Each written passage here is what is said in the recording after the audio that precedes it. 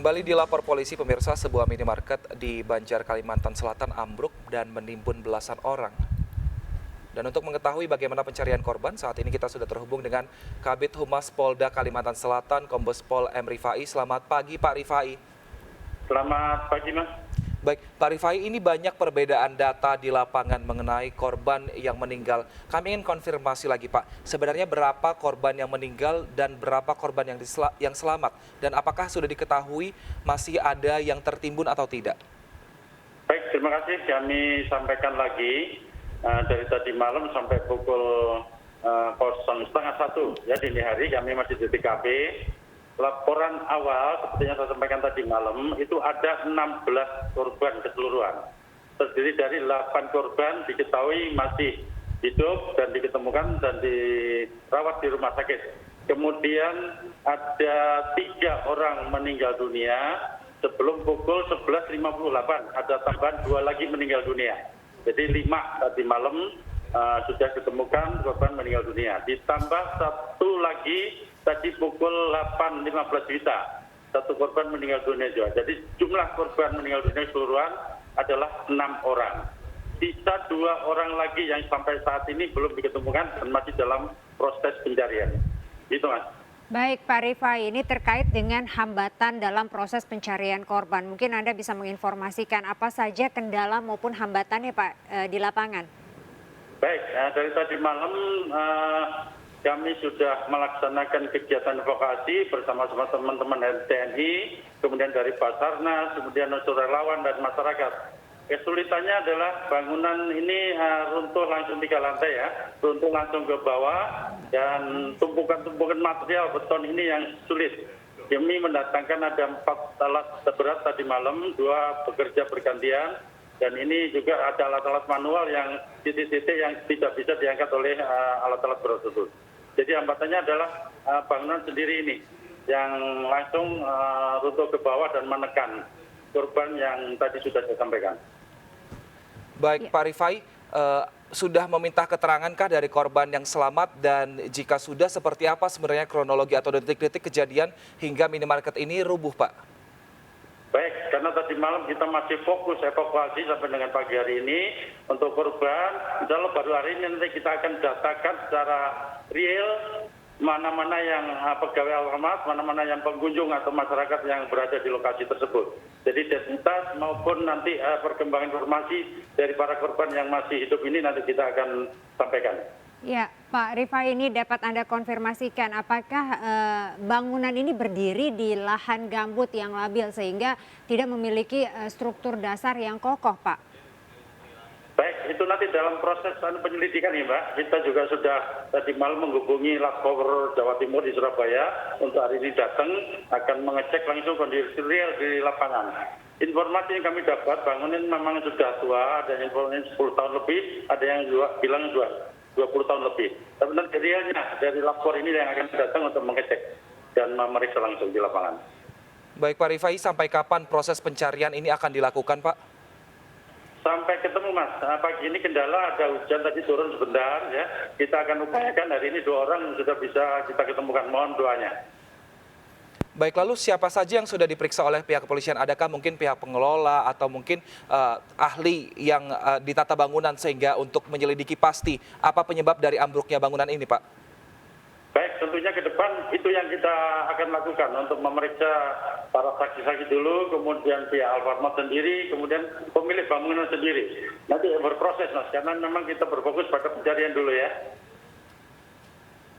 Ya, baik Pak Rifai.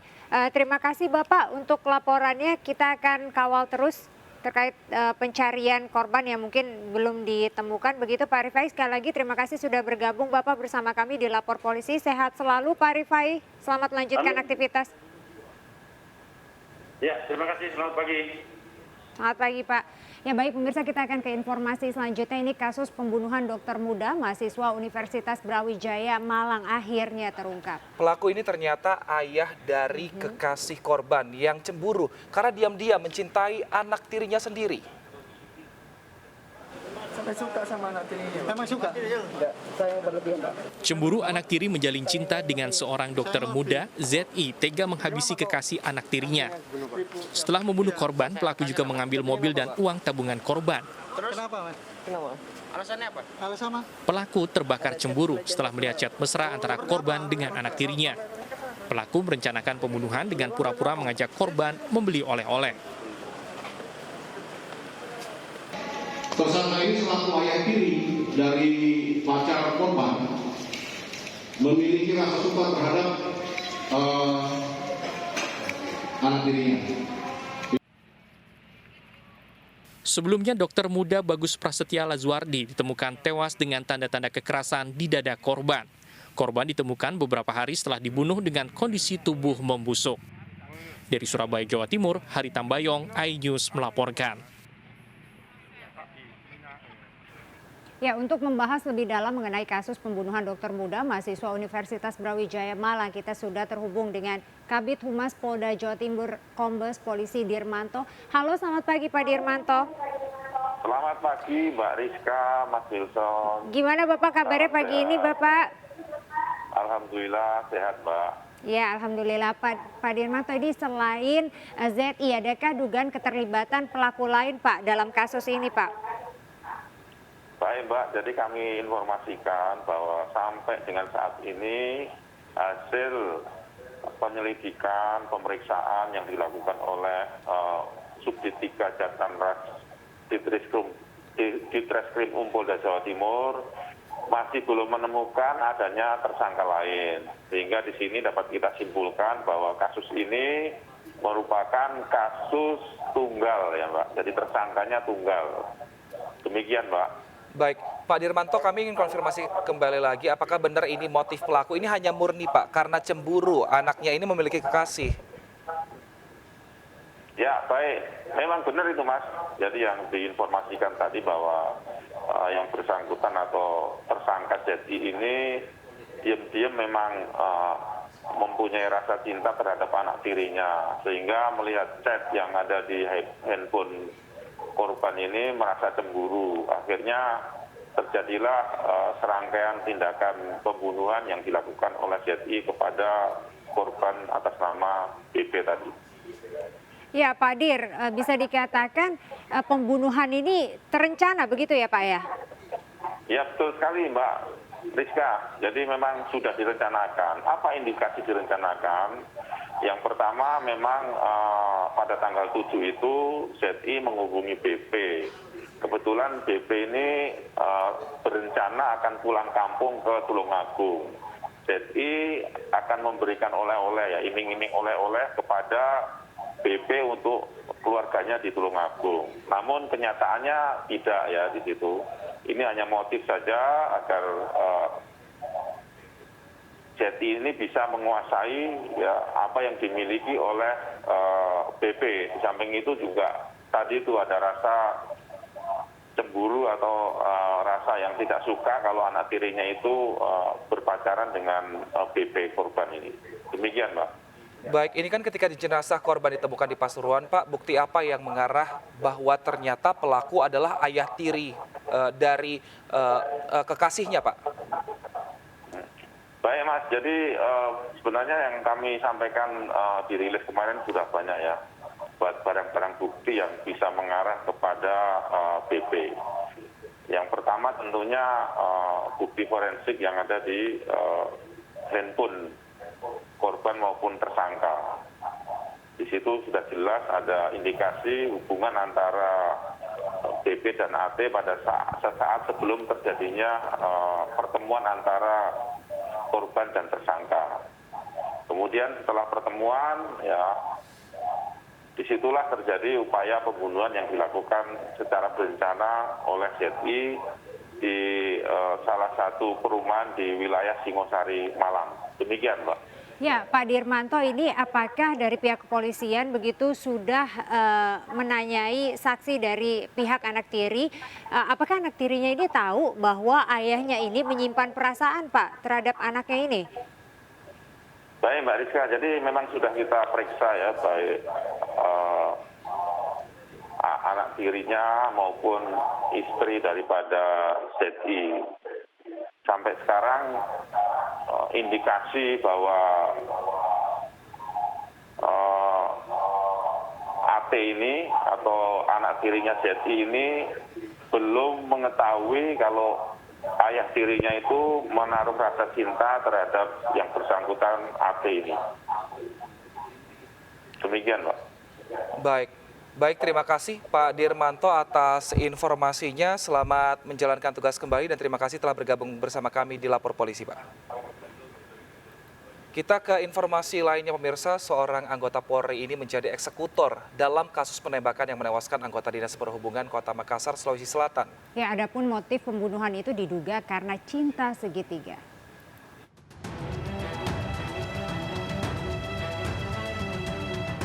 Polisi kembali menangkap satu tersangka dalam kasus penembakan yang menewaskan pegawai Dinas Perhubungan Makassar, Sulawesi Selatan sehingga total menjadi 5 orang. Satu tersangka baru berinisial SO dan berperan sebagai eksekutor yang menembak korban Najamuddin Sewang. SO adalah oknum anggota Polri. SO membantu pembunuhan karena hubungan kedekatan satu daerah dengan Kepala Satuan Polisi Pamong Praja Kota Makassar NIA yang menjadi otak pembunuhan. Karena kita akan lakukan proses kode etik. Yang kedua, tadi masalah kenapa mau, ya. Yang bersangkutan eksekutor ini adalah satu daerah dengan otak pelaku. Karena merasa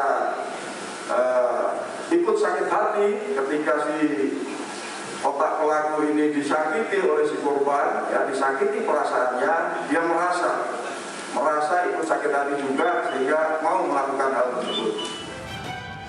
Dari kelima tersangka, polisi menyita 2 unit sepeda motor yang digunakan korban dan pelaku. 53 butir peluru, 1 senjata api revolver, dan pakaian korban.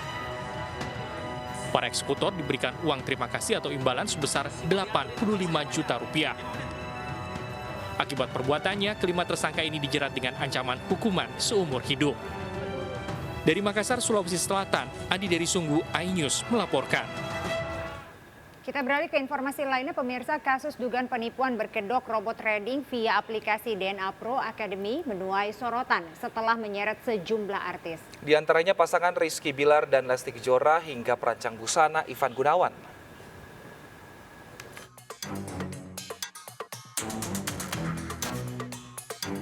Polisi memanggil sejumlah artis yang diduga menerima uang dari aplikasi robot trading DNA Pro Academy karena ikut mempromosikan investasi bodong ini. Salah satunya perancang busana sekaligus pembawa acara Ivan Gunawan yang telah memenuhi panggilan polisi Kamis pekan lalu. Polisi mencecar Igun selama 3,5 jam. Igun juga mengembalikan uang sebesar 921 juta rupiah yang ia dapat dari kerjasamanya dengan DNA Pro. Selain Ivan Gunawan, polisi melayangkan panggilan kepada artis Rizky Bilar 20 April mendatang. Rizky dan istrinya Lesti Kejora menerima uang 1 miliar rupiah dari co-founder DNA Pro, Stephen Richards. Uang tersebut merupakan kado kelahiran anak pertama Rizky dan Lesti. Dengan maksud pasangan ini mau mempromosikan DNA Pro. Selain itu, artis Billy Syahputra dan Putri Una Astari Tamrin atau DJ Una juga akan diperiksa polisi sebagai saksi. Adapun kasus ini bermula dari laporan para korban DNA Pro ke Barreskrim Polri yang mengaku tertipu hingga 97 miliar rupiah. Dari Jakarta, tim liputan iNews melaporkan. Ya pemirsa, rencananya hari ini Barreskrim Mabes Polri akan memanggil sejumlah artis dalam kasus DNA Pro. Untuk mengetahui situasi terkini kita bergabung dengan rekan Nadia Valerie di Barreskrim Polri Jakarta. Selamat siang Nadia, siapa saja artis yang akan diperiksa hari ini?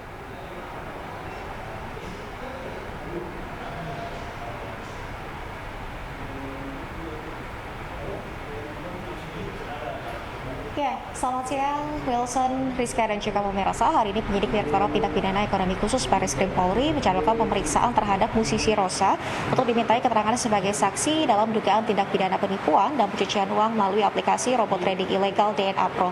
Untuk pemeriksaan terhadap musisi Rosa dijadwalkan pada pukul 10 pagi waktu Indonesia Barat, di mana hari ini penyidik akan menggali keterangan Rosa terkait dengan dugaan penerimaan aliran dana, di mana memang nama Rosa termasuk ke dalam sejumlah public figure yang diduga menerima pemberian pemberian baik dalam bentuk dana maupun barang dari co-founder DNA Pro Stefanus Richard alias Stephen Richard atau dari pimpinan DNA Pro lainnya.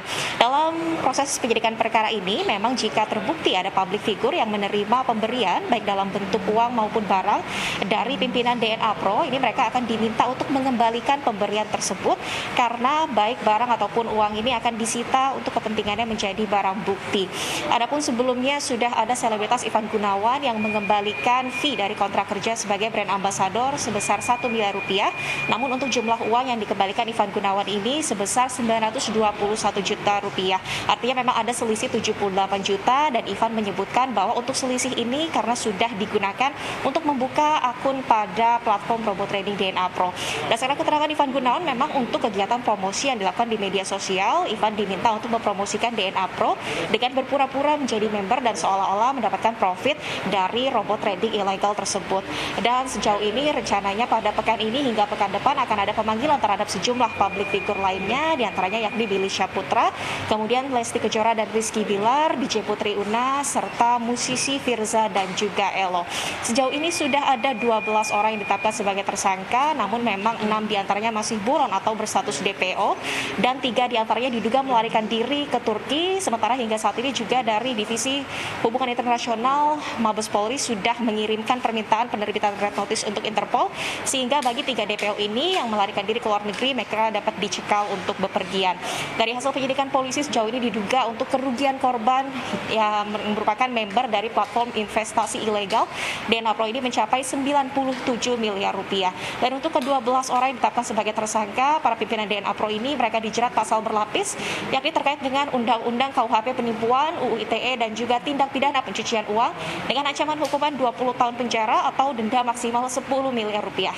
Ya, Rizka Wilson. Baik, terima kasih Nadia Fardi atas laporan Anda. Selamat bertugas kembali. Pemirsa, Bang Ano akan hadir sesaat lagi di segmen selanjutnya. Tetap bersama kami di Lapor Polisi, Anda lapor, Kami sampaikan.